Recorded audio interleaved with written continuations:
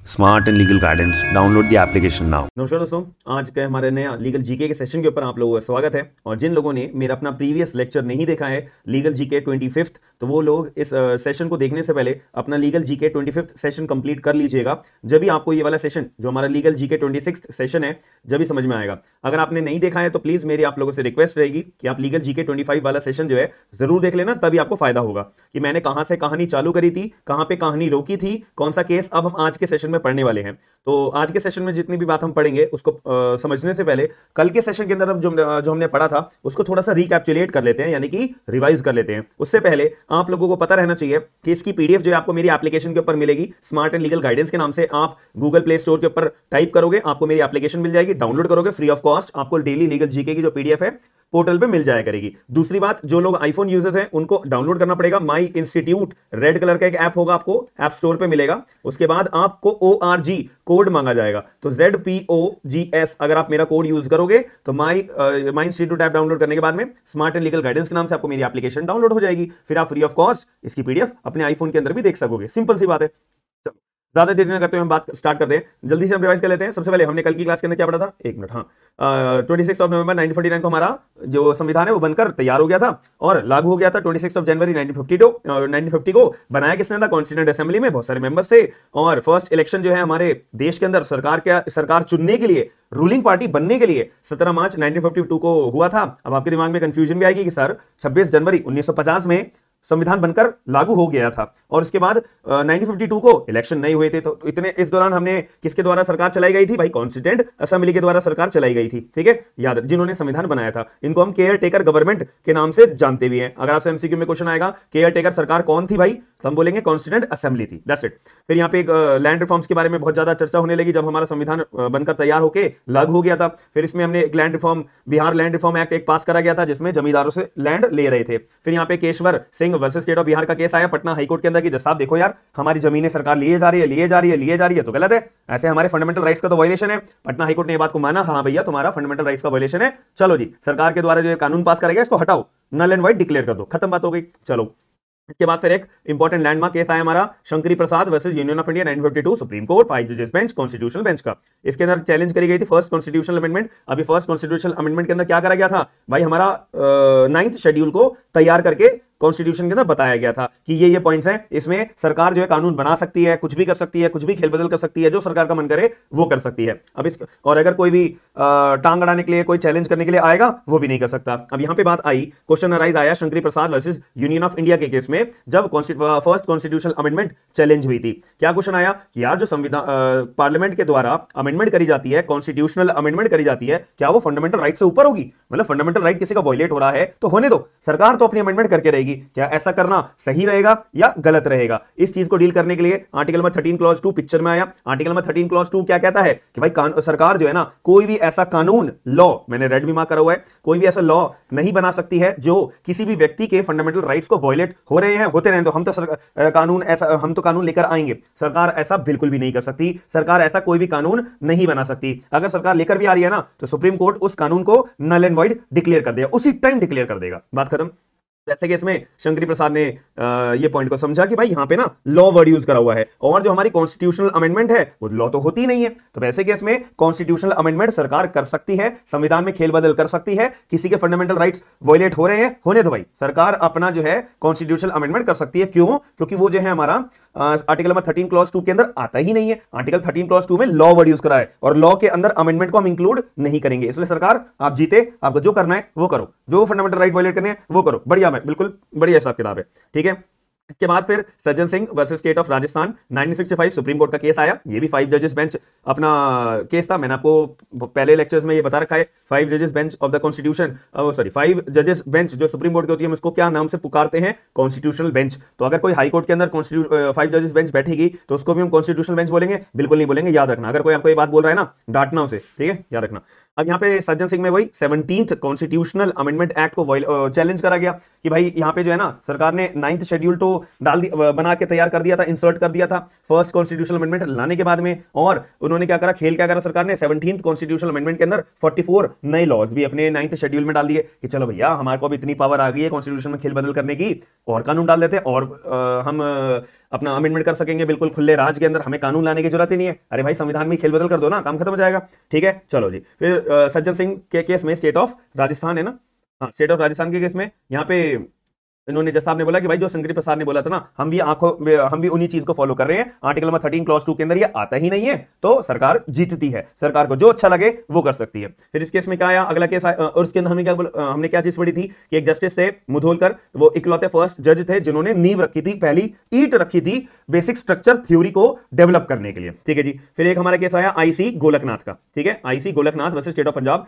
1967 supreme court, जिसमें 11 जजेस की बेंच बैठी थी, रेशो थी अपनी मेजॉरिटी की 6:5। ठीक है, क्लियर हो गया। चलिए अब यहां पे आईसी गोलकनाथ के अंदर वही बात सामने आई, यहां पे चैलेंज करेगी एक तो हमारी थर्ड कॉन्स्टिट्यूशनल अमेंडमेंट चैलेंज कर, 3 अमेंडमेंट चैलेंज करेगी। एक तो फर्स्ट कॉन्स्टिट्यूशनल अमेंडमेंट जिसमें आर्टिकल ये 9th शेड्यूल को ऐड करा गया था, और एक फोर्थ कॉन्स्टिट्यूशनल अमेंडमेंट भी ऐड ऑन करी गई थी। फोर्थ कॉन्स्टिट्यूशनल अमेंडमेंट केवल इतनी सी बात कहती थी कि भैया सरकार को जो मन करेगा वो किसी की भी लैंड एक्वायर कर लेगी, सरकार का जो मन करेगा वो जो पैसा देना है, एडवोकेट पैसा जो भी बनता है सरकार डिसाइड करेगी और सरकार देगी। 10,000 रुपए की प्रॉपर्टी है, सरकार को लगता है 200 रुपए दो भाई, सरकार को जो करना है वो करो, बढ़िया बात है। ठीक है, ऐसा उन्होंने फोर्थ कॉन्स्टिट्यूशनल अमेंडमेंट लाके ये चेंज करा था। ठीक है, और 17th कॉन्स्टिट्यूशनल अमेंडमेंट अभी भी चैलेंज करी गई IC Golaknath versus state of Punjab के अंदर। 17th कॉन्स्टिट्यूशनल अमेंडमेंट के अंदर हमने क्या पढ़ा, सरकार ने जो फर्स्ट कॉन्स्टिट्यूशनल अमेंडमेंट में 9th शेड्यूल को ऐड करा गया था, उसके अंदर 44 लॉज और ऐड ऑन कर दिए गए थे अपने 17th कॉन्स्टिट्यूशनल अमेंडमेंट एक्ट लाने के बाद में। ये बात अभी हमने पढ़ी थी ना, देखो ये लिखा हुआ नहीं है यहाँ पे। ठीक है, कल भी पढ़ाया था, आज भी पढ़ा रहा हूं, तब भी तुम लोगों को याद नहीं आ रहा कौन सी अमेंडमेंट कहां पे करी गई है। It is very bad.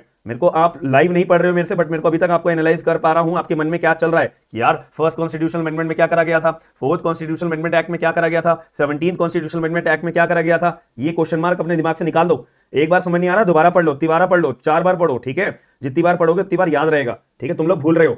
मेरे को अभी तक इंट्यूशन अभी आपके मन में जो चल रहा है ना कि क्या बोला था, क्या हुआ था, मैंने एनालाइज कर लिया। ठीक है, याद रखना, मतलब ऐसी चीज।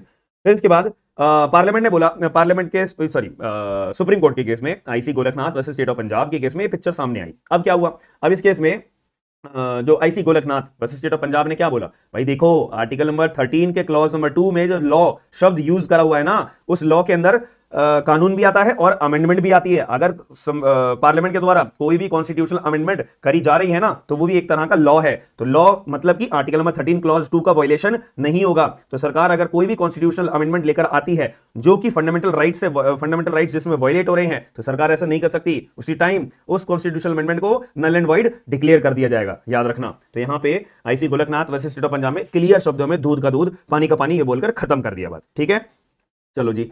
फिर जब सज्जन सिंह का केस आया, ठीक है, हाँ, तो जब सज्जन सिंह का केस आया था ना, उस केस के अंदर बाद जो पार्लियामेंट थे उन्होंने 24th कॉन्स्टिट्यूशनल अमेंडमेंट भी लेकर आए थे, जिसमें 24th कॉन्स्टिट्यूशनल अमेंडमेंट एक्ट लाने के बाद में जो आर्टिकल नंबर 13 है ना हमारा, उसमें क्लॉज नंबर 4 को ऐड ऑन कर दिया गया था। ठीक है, ये बोलते हुए कि भैया हम जो है आर्टिकल नंबर 13 के अंदर क्लॉज नंबर 4 पॉइंट जोड़ रहे हैं। और यहाँ पे सज्जन सिंह नहीं, मैंने आपको बताया था ना, हाँ ये सज्जन सिंह नहीं है यार, ये गलत लिखा हुआ है मैंने। ठीक है, ये है हमारा आईसी गोलकनाथ। ठीक है, जब ये आईसी गोलकनाथ का जजमेंट आया, आईसी गोलकनाथ ने क्या बोला कि सरकार कुछ नहीं कर सकती भाई, सरकार जो है कॉन्स्टिट्यूशनल अमेंडमेंट जब लेकर आ रही है लाओ, कोई दिक्कत नहीं, आर्टिकल 368 के अंदर सरकार के पास पावर है। लेकिन सरकार के पास इतनी बड़ी पावर नहीं है कि वो फंडामेंटल राइट किसी व्यक्ति के वायलेट हो रहे हैं, होने दो, हम तो अपना कॉन्स्टिट्यूशनल अमेंडमेंट लेकर आएंगे, हम तो अपना कानून लेकर आएंगे। सरकार ऐसा नहीं कर सकती। अगर सरकार ऐसा करती है उसी टाइम कॉन्स्टिट्यूशनल अमेंडमेंट को नल एंड वाइड डिक्लेयर कर दिया जाएगा सुप्रीम कोर्ट के द्वारा। दैट्स इट, ये आईसी गोलकनाथ ने बोल दिया था। अब जब आईसी गोलकनाथ का केस आया उस टाइम सरकार के ऊपर अपनी ईगो का हर्ट हो गई, यार हमारे खिलाफ जजमेंट आ गया सुप्रीम कोर्ट के द्वारा, अब देखो हम क्या करते हैं। तो सरकार ने क्या करा, 24th कॉन्स्टिट्यूशनल अमेंडमेंट कॉन्स्टिट्यूशन में लेकर आए और उसके अंदर आर्टिकल नंबर 13 में क्लॉज नंबर 4 को ऐड ऑन कर दिया। क्लॉज नंबर 4 ये कहता था कि भाई जो भी आर्टिकल नंबर 368 के प्रोविजन में बातें लिखी हुई हैं वो इफेक्ट आर्टिकल नंबर 13 को नहीं करेंगी। सीधी बात बताऊं, इसका मतलब ये होगा जो आईसी गोलकनाथ ने बात बोली है ना, बोलते रहने दो, वो सब फालतू की बात है। हम सरकार है, हम जो अमेंडमेंट लेकर आ रहे हैं, तो आर्टिकल नंबर 13 के अंदर क्लॉज नंबर 4 हम ऐड ऑन कर रहे हैं। हम सरकार है, हमारे को जो मन करेगा हम वो कॉन्स्टिट्यूशनल अमेंडमेंट लेकर आएंगे। किसी का फंडामेंटल राइट वायलेट होते हैं, होने दो, हम जो अमेंडमेंट लेकर आ रहे हैं वो बिल्कुल सही है। दैट्स इट, इसका मतलब आप सीधे तौर पे ये समझिए। ठीक है, और आर्टिकल नंबर 368 में पावर वर्ड यूज कर दिया गया था। ठीक है, चलो यहां तक हमने अपनी कल के लीगल जीके का जो हमारा सेशन 25 था, यहां तक हमने कहानी पढ़ ली थी। आज की कहानी हमारी चालू होती है Kesavananda Bharati versus state of Kerala 1973 supreme court 13 जजेस बेंच यहां पर बैठी थी और इसमें रेशो रहेगी 7:6 की मेजोरिटी की रेशो रहेगी। अब सेम केस में यहीं पे Kesavananda Bharati versus state of Kerala 1973 supreme court के केस में 24th कॉन्स्टिट्यूशनल अमेंडमेंट को चैलेंज करा गया, 25th कॉन्स्टिट्यूशनल अमेंडमेंट को चैलेंज करा गया, ठीक है, 28th कॉन्स्टिट्यूशनल अमेंडमेंट को चैलेंज करा गया, 29th कॉन्स्टिट्यूशनल अमेंडमेंट को चैलेंज करा गया। सीधे शब्दों में बताऊं 24th कॉन्स्टिट्यूशनल अमेंडमेंट क्या होता है, अभी बताया ना मैं तुम लोगों को। 24th कॉन्स्टिट्यूशनल अमेंडमेंट का मतलब होता है कि सरकार ने आर्टिकल नंबर 13 में क्लॉज नंबर 4 को ऐड करके अपनी पावर्स को बढ़ा दिया है, जो कि IC Golaknath versus state of अपना पंजाब के केस में जो सुप्रीम कोर्ट ने सरकार की पावर को जो घटा दिया था, तो आर्टिकल नंबर 13 के अंदर क्लॉज नंबर 4 ऐड ऑन करने के बाद में 24th कॉन्स्टिट्यूशनल अमेंडमेंट करने के बाद में सरकार ने अपनी पावर को दोबारा बढ़ा दिया, जो कि गलत करा। तो इसको चैलेंज करा गया था Kesavananda Bharati versus state of Kerala के केस के अंदर। इतनी सी बात आई। चलो जी, अभी 25th कॉन्स्टिट्यूशनल अमेंडमेंट के अंदर क्या हुआ था, देखो आर्टिकल नंबर 31C एक ऐड करा गया था सरकार के द्वारा। मैं आपको पढ़ के भी सुना दूंगा। इसका मतलब यही बता रखा है आर्टिकल नंबर ये ना, देखो ये ना आर्टिकल नंबर 31C के अंदर क्लियर शब्दों में इतनी सी बात बोली हुई है कि भाई सरकार का जो मन करेगा सरकार वो करेगी। अगर किसी के fundamental rights article number 14, article number 19, article number 31, आपको दिख रहा होगा कि सर यहाँ पे आर्टिकल नंबर 14 एंड 19 तो लिखा हुआ है, 31 नहीं लिखा है भाई। ये 31 जो है 44th कॉन्स्टिट्यूशनल अमेंडमेंट 1978 के दौरान रिमूव कर दिया गया था, हटा दिया गया था, इसी वजह से यहां पे वो 31 नहीं लिखा हुआ है, ठीक है। तो सरकार जो मन करे वो कर सकती है, ठीक है। किसी के पास कोई भी अधिकार नहीं है कि सरकार के अमेंडमेंट करी हुई चीजों के ऊपर उंगली उठा सके, कोर्ट में जा सके और कुछ भी चैलेंज नहीं कर सकता है। इसीलिए आर्टिकल नंबर 31C जो है पिक्चर में लाया गया था, ठीक है। 25th कॉन्स्टिट्यूशनल अमेंडमेंट एक्ट करने के बाद आर्टिकल नंबर 31C को ऐड ऑन कर दिया गया था अपने संविधान के अंदर कि सरकार भाई सुप्रीम है, सरकार का जो मन करेगा वो अमेंडमेंट करेगी, कोई भी कानून पास करेगी, कुछ भी अमेंडमेंट लेकर आएगी, कुछ भी कॉन्स्टिट्यूशनल अमेंडमेंट लेकर आएगी, उसको जो है नल एंड वाइड डिक्लेयर नहीं करा जा सकता है। आर्टिकल नंबर 13 के जरिए उसका कुछ भी बिगाड़ा नहीं जा सकता है। ये इतनी सी बात थी। अब ये समझ में आ गया ना 25th कॉन्स्टिट्यूशनल अमेंडमेंट एक्ट में क्या करा गया था। अब 28 एंड 29 कॉन्स्टिट्यूशनल अमेंडमेंट एक्ट जो लाया गया था, इसमें ज्यादा दिमाग मत लगाना, इसमें बस इतनी सी बात समझ लो कि लैंड रिफॉर्म लॉज सरकार के द्वारा लेकर आए थे कि कैसे कैसे लोग जमींदारों की जमीनों को हड़पा जाए, एक्वायर करा जाए, इन एडवोकेट कंपनसेशन जो है दिया जाए, वगैरह वगैरह, इसके ऊपर बात करी गई थी, ठीक है जी। चलो अब कोर्ट ने क्या बोला, सुप्रीम कोर्ट ने कहां गया हमारा, सुप्रीम कोर्ट के अंदर द्वारा क्या बोला गया कि भाई पार्लियामेंट के पास पावर तो है कि भाई वो अमेंड कर सकती है संविधान को, अमेंड कर सकती है संविधान में, संविधान को नहीं, संविधान में। तो याद रखना कि संविधान को वर्ड नहीं यूज करना, संविधान में अमेंडमेंट कर सकती है और फंडामेंटल राइट्स में अमेंडमेंट कर सकती है, ठीक है। बट सरकार ऐसा अमेंडमेंट करे संविधान में जो जनरल पब्लिक के लिए, भारत की जनता के लिए हित में हो। ऐसी अमेंडमेंट करे जो भारत के जनता फंडामेंटल राइट्स के अंदर अमेंडमेंट करने भाई करो जो भारतीय जनता है उसके हित में हो, ठीक है। बट अगर सरकार ऐसा अमेंडमेंट लेकर आ रही है कॉन्स्टिट्यूशन के अंदर, फंडामेंटल राइट्स के अंदर, जो कि basic structure of the constitution को ही बिगाड़ा जा रहा है, अरे भैया article number 14 right to equality आपका मौलिक अधिकार है, फंडामेंटल राइट है। कल सरकार जो है अपना अमेंडमेंट लेकर आई, आपका आर्टिकल नंबर 14 ही उड़ा दिया, आर्टिकल नंबर 19 उड़ा दिया, आर्टिकल नंबर 21 उड़ा दिया, आर्टिकल 32 उड़ा दिया। भाई ये क्या खेल चल रहा है क्या? तो ऐसे केस में सरकार ऐसा नहीं कर सकती है। यहां पे Kesavananda Bharati versus state of Kerala 1973 supreme court 13 जजेस बेंच एंड 7:6 मेजॉरिटी रेशो के केस के अंदर सुप्रीम कोर्ट के द्वारा क्लियर शब्दों में बोला गया कि सरकार कॉन्स्टिट्यूशन के अंदर, फंडामेंटल राइट्स के अंदर अमेंडमेंट कर सकती है, लेकिन basic structure of the constitution को हिलाएगी नहीं, याद रखिएगा। अब यहां पे एक और क्वेश्चन आया था जो Kesavananda Bharati versus state of Kerala के केस के अंदर बोला गया था। इस केस के अंदर ये बोला गया था कि साहब चलो आप ये बात कर रहे हो basic structure of the constitution हिलना नहीं चाहिए, तो आप सरकार ये भी बात, सुप्रीम कोर्ट के जैसा आप ये भी बता दो basic structure of the constitution होता क्या है। तो सुप्रीम कोर्ट ने इसके ऊपर ज्यादा रेलेवेंसी नहीं दी थी। सुप्रीम कोर्ट ने बोला था कि भाई देखो ये केस टू केस देखा जाएगा कि ये चीज बेसिक स्ट्रक्चर के अंदर आ रही है नहीं आ रही है, इसको बेसिक स्ट्रक्चर बोला जाए या नहीं बोला जाए, ये केस टू केस देखा जाएगा। अभी हमारा दिमाग इसमें हम नहीं लगाएंगे, ये क्लियर बात बोल दी थी, ठीक है। और एक और बात बताऊं, इंटरेस्टिंग फैक्ट बताऊं, इतना ज्यादा इलेबोरेट ये बात क्यों नहीं करी गई थी, basic structure of the constitution को इतना ज्यादा इलेबोरेट क्यों नहीं करा गया था, एक्सप्लेन क्यों नहीं करा गया था। इस केस के अंदर जब ये जजमेंट डिलीवर होता है अप्रैल 1973 में, ये 24 अप्रैल की डेट थी, 24 अप्रैल 1973 को जजमेंट हुआ, ठीक है। और इसके अंदर जो सीजीआई साहब थे, ठीक है, उनका नाम था SM Sikri, SM Sikri justice से, ठीक है। और 25 अप्रैल को इनका रिटायरमेंट पीरियड होने वाला था और ये केस चल रहा था 6 महीने से, ठीक है, 6 मंथ से, और जजमेंट डिलीवर करना ही करना था एसएम सीकरी साहब को, क्योंकि अगले दिन उनकी रिटायरमेंट थी। तो आप कभी भी एनालाइज करना कि भाई जो जज होते हैं ना, रिटायरमेंट करने से पहले वो एक लैंडमार्क अपना जजमेंट डिलीवर करके जाते ही जाते हैं, याद रखिएगा। तो इन पे प्रेशर था कि भाई जजमेंट डिलीवर करना ही करना है मुझे, ठीक है, जजमेंट डिलीवर मेरे को हर हाल में करना ही करना है, इसीलिए इन्होंने basic structure of the constitution के ऊपर इतनी ज्यादा रिलेवेंसी एक्सप्लेन करने के तौर पर नहीं दी गई थी, ऐसा ये मेरा मानना है। प्रैक्टिकली जो है आप बेहतर समझते होंगे, ठीक है। एक और इंटरेस्टिंग फैक्ट बताऊं, यहाँ पे क्या हुआ था, जो ये हमारा Kesavananda Bharati versus state of Kerala 1973 13 जजेस बेंच 7:6 मेजोरिटी रेशो, इस जजमेंट को ना रिव्यू पिटीशन भी फाइल हुई थी, बट ये न्यूज में नहीं है, ये आपको कहीं मिलेगा भी नहीं, बट मैं रियलिटी एक फैक्ट बता रहा हूं आपको कि केशवानंद भारती के केस को ना रिव्यू पिटीशन भी फाइल करी गई थी कि जैसा आपने जो जजमेंट डिलीवर करा ना, इसको रिव्यू कर लो, बट ये जो है डिसमिस हो गई थी। रीजन क्या था, पहली बात, ये जो रिव्यू पिटीशन फाइल करी गई थी ना, ये हमारे इमरजेंसी के दौरान फाइल करी गई थी। इमरजेंसी जब लगती है, आपको पता है, कोई न्यूज चैनल नहीं चलेगा, कोई इंटरनेट नहीं चलेगा, कोई न्यूज़पेपर नहीं चलेगा, कोई सोशल मीडिया नहीं चलेगा, कुछ नहीं चलेगा भैया। तो किसी के पास कोई अधिकार नहीं था कि वो केशवानंद भारती के ये बात को छाप पाए, ये बात को प्रिंट कर पाए कि केशवानंद भारती का एक सबसे बड़ा देश का इतना बड़ा केस जो है जो सॉल्व हुआ था, उसकी रिव्यू पिटीशन फाइल करी गई है, इसलिए लैमलाइट में आया नहीं था, लोगों को इसलिए पता नहीं है, याद रखना, ठीक है। चलो फिर इसके अंदर क्या हुआ था एक और मैं आपको फैक्ट बताता हूं।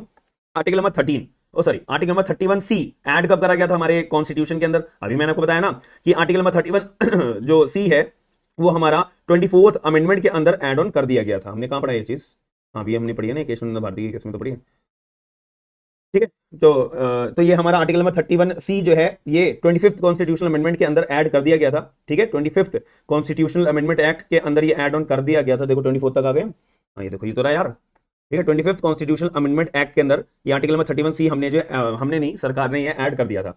अब 31C कहता क्या है मैंने आपको ये बता दिया, लेकिन Kesavananda Bharati versus state of Kerala 1973 supreme court के केस में जो ये इटैलिक शब्द में ये लिखा हुआ है ना, and no law containing a declaration that it is for giving effect to such policy shall be called in question in any court on the ground that it does not affect, and इसको जो है ना, ये पूरे के पूरे portion को, ये वाले पोर्शन को केशवानंद भारती के केस में पूरा का पूरा इनवैलिड घोषित कर दिया गया था।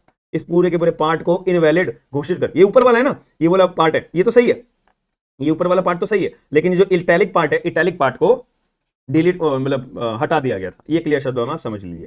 फिर जैसे केशवानंद भारती का केस में जब जजमेंट आया, इसके बाद जो इंदिरा गांधी जी थी, हमारे जो सरकार की रूलिंग पार्टी लीडर थी, इनकी ईगो हर्ट हो गई। इन्होंने क्या करा, अब आ जाओ बेटा, अब हम जो है 42nd अमेंडमेंट लेकर आएंगे। तो 42nd कॉन्स्टिट्यूशनल अमेंडमेंट 1976 लेकर आए, मिनी कॉन्स्टिट्यूशन इसका नाम दिया गया, और इन्होंने बोला कि आर्टिकल नंबर 13C के अंदर ना सारे के सारे डायरेक्टिव प्रिंसिपल्स को हम इंक्लूड करते हैं। इसका मतलब ये है कि हमने फंडामेंटल डायरेक्टिव प्रिंसिपल की एक तरीके से सपोर्ट लेते हुए, अगर हमारे को संविधान के अंदर कुछ अमेंडमेंट करनी है, अगर हमारे को फंडामेंटल राइट्स में कुछ अमेंडमेंट करनी है, भारतीय जनता के हित में करनी है, भले ही उनका फंडामेंटल राइट वॉयलेट हो रहा होगा, और कोई भी डायरेक्टिव प्रिंसिपल का हम स्टैंड लेते हुए अगर हमारे को अमेंडमेंट करनी होगी तो हम कर सकते हैं। ये आर्टिकल नंबर 31C के अंदर ऑल डायरेक्टिव प्रिंसिपल्स को इंसर्ट करा गया, ठीक है। वैसे तो और भी बहुत सारी बातें बोली गई थी, बट मैं आपको हमारी जो कहानी चल रही है ना, उसके कंटेक्स्ट में बता रहा हूं, ठीक है। चलिए फिर इसके बाद एक बात और बात करी गई थी कि जो आर्टिकल नंबर 368 है ना, अमेंडमेंट के बारे में, जो अमेंडमेंट इन दी कॉन्स्टिट्यूशन के बारे में जो बात करता है,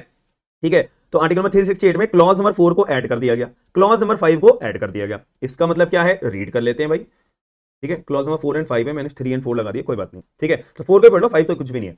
4 के अंदर क्या लिखा है कि भाई अगर कोई भी अमेंडमेंट संविधान के अंदर सरकार के द्वारा करी गई है, इंक्लूडिंग पार्ट नंबर 3 जो फंडामेंटल राइट्स की बात करते हैं, ठीक है, सरकार के द्वारा करी गई है, उसको जो है चैलेंज क्वेश्चन में नहीं लिया जाएगा कोई भी ग्राउंड बना के किसी भी कोर्ट में। यानी कि सरकार के द्वारा अगर कोई अमेंडमेंट करी गई है ना, कॉन्स्टिट्यूशन के अंदर, फंडामेंटल राइट्स के अंदर कुछ भी करा गया है सरकार के द्वारा, तो उसको कोई भी व्यक्ति, कोई भी इंसान कोर्ट के अंदर चैलेंज नहीं कर सकता है किसी भी ग्राउंड के बेसिस पे। तो यहां पे एक और सरकार की पावर को फिर बढ़ा दिया, पहले कम हो रही है फिर बढ़ रही है, फिर कम हो रही है फिर बढ़ रही है। तो ऐसे केस में ये जो ईगो पे बात आ गई थी, तो यहाँ पे 42nd कॉन्स्टिट्यूशनल अमेंडमेंट एक्ट 1976 लाया गया, जिसको हम मिनी कॉन्स्टिट्यूशन के नाम से भी जानते हैं, जिसमें आर्टिकल नंबर 31C के अंदर डायरेक्टिव प्रिंसिपल ऑल वालों को इंक्लूड करा, और आर्टिकल नंबर 368 के अंदर clause number 4 and clause number 5 के अंदर इंक्लूड करा। 4 के अंदर ये बताया, 5 ये बताता है, क्लॉज नंबर 5 जैसे लिखा हुआ नहीं है मैं बता देता हूं, 5 ये बताता है कि भाई पार्लियामेंट के पास सुप्रीम पावर है, पार्लियामेंट के पास एब्सोल्यूट पावर है, पार्लियामेंट का जो मन करेगा, कॉन्स्टिट्यूशन का जो खेल बदल करना है पार्लियामेंट वो कर सकता है। ये बात क्लियर शब्दों में क्लॉज नंबर 5 के अंदर 42nd कॉन्स्टिट्यूशनल अमेंडमेंट एक्ट आने के बाद में डाल दी गई थी। अब इसके बाद अपना आया Minerva mills limited and others versus union of India 1980 supreme court का केस। ये अपना 5 जजेस बेंच का केस था, कॉन्स्टिट्यूशनल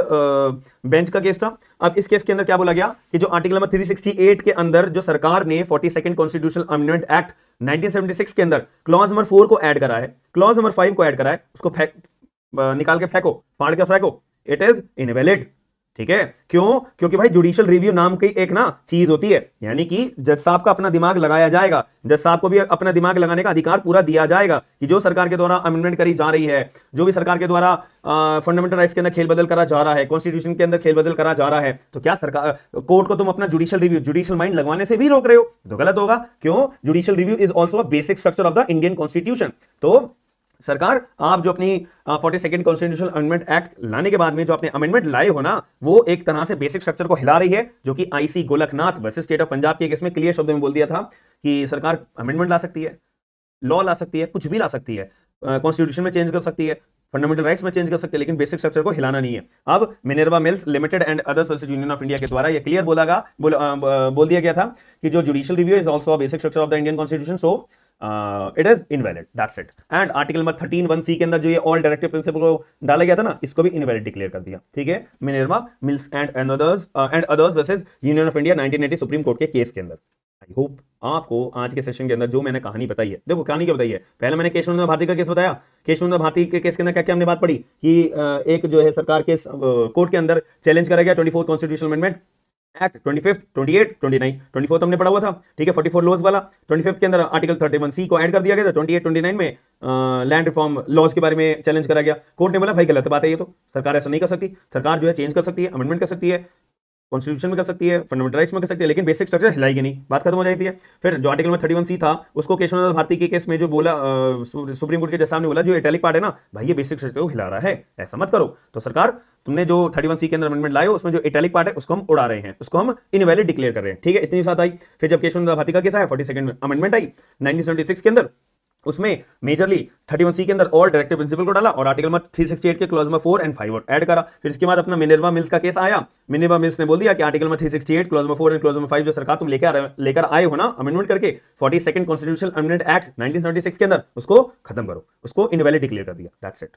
अगर आज का सेशन आपको समझ में आया, मजा आया होगा, एक एक चीज मैंने फैक्ट टू फैक्ट कहानी के रूप में आपको समझाई है ताकि आपकी लाइफ बहुत ज्यादा इजी हो जाए। अगर आपको सेशन अच्छा लगा है तो लाइक जरूर करेगा और मेरा एप्लीकेशन डाउनलोड अभी के भी कर लेना, इसकी पीडीएफ आपको मेरी एप्लीकेशन के ऊपर ही मिलेगी, याद रखना, मिस आउट मत करना, it is very important for exam point of view. आप आज से 50 साल बाद, 100 साल बाद भी आप ये चीजों को पढ़ोगे ना, ये कभी हिलने वाली नहीं है चीजें, ये जीवन भर रहेंगी हमारे देश के अंदर, याद रखना। ठीक है, तो इसकी पीडीएफ अपनी बना के रख लो। बाकी नेक्स्ट सेशन के लिए आप लोग वेट करिएगा, नेक्स्ट सेशन हमारा जल्दी आएगा। मिलता है नेक्स्ट वीडियो के अंदर। Thank you.